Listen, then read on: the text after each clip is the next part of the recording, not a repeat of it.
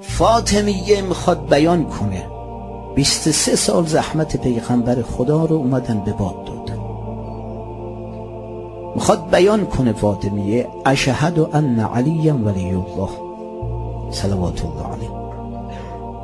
فاطمیه میخواد بیان کنه اساس هر ظلمی در عالم بیان میشه، بنیان شده، بعد ادامه پیدا کرده، از کجا شروع شده تا برسه به شیعیان مظلوم بحرین. فاطمیه میخواد بیان کنه این ظلم هایی که در عالم میشه اساسشو کی بنا کرده، از کجا شروع شده، من سن سنتا سیئه کجا بوده، اول ظالم کی بوده که امام صادق علیه السلام میفرماد خونی به اندازه محجمه، سر اون تیغی که به پشت میزنه چقدر خون جمع میشه سر اون تیغ، این اندازه خون ریخته نمیشه یا سنگ جا به جا نمیشه، پایه ظلمشو دومی بنا کرد.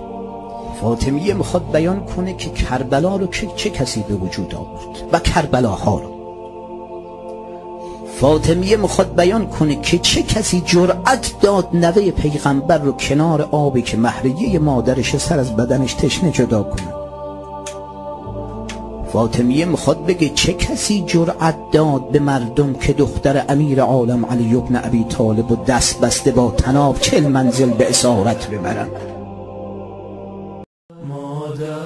بخاری محمد ابن اسماعیل متوفای 256 هجری در کتاب صحیحش که بعد از قرآن میگویند صحیح ترین کتاب ها هست، از پیغمبر اکرم که فرمود فاطمه بضعة منی فمن اغضبها اغضبنی، فاطمه پاره تن من هست، هر کس فاطمه را بیازارد مرا آزرده است. صحیح بخاری جلد 4 صفحه 210 حدیث 3714. نفس آخریه کبوتر سفریه، نفس آخریه کبوتر سفریه، مادر من واسه رفتن آروم آروم آماده میشه، آسمونه یه نمازش پر و بال سجاده میشه، مادر من واسه رفتن آروم. جناب طبری هجوم بر خانه صدیقه طاهره را با صراحت بیان می کند، می گوید اتی عمر بن الخطاب منزل علی و فیه طلحه و الزبیر و رجال من المهاجرین. عمر بن الخطاب آمد به خانه زهرا در حالی که در اونجا تعدادی از مردان مهاجر علی و طلحه و زبیر اونجا جمع شده بودند، در رابطه با حق مغصوب علی سخن می گفتند و روش برخورد با هیئت حاکمه را در میان گذاشته بودند.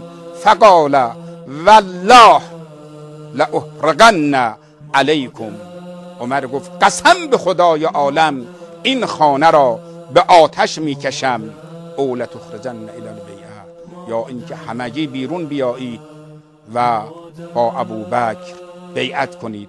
بلادری در کتاب انساب الاشراف جلد اول صفحه 586، ابوالفدا در تاریخش جلد اول صفحه 164، ابن قتیبه دینوری در کتاب الامامه و السیاسه جلد اول صفحه 12، ابن عبدربه در کتابش عقدالفرید جلد 5 صفحه 12، چاپ ریاض عربستان سعودی همین قضیه هجوم بر خانه زهرا را مطرح می‌کند. بدون تو مدینه دیگه بابا یاری نداره، ندیدم من تا حالا که سرش رو زانو بذاره. صحیح بخاری جلد 5 صفحه 82 حدیث 4240 می نویسد فوجدت فاطمه علی ابی بکر، فاطمه زهرا از دست ابی بکر غضبناک شد، دل آزرده شد، متعزی شد. فهجرته فلم تکلمه حتی توفیت. از او قهر کرد و دیگر با او سخن نگفت و این قهرش و غضبش و تعذیش تا آخرین لحظات زندگیش استمرار داشت. یک لحظه هم اظهار رضایت از خلیفه اول ننمود.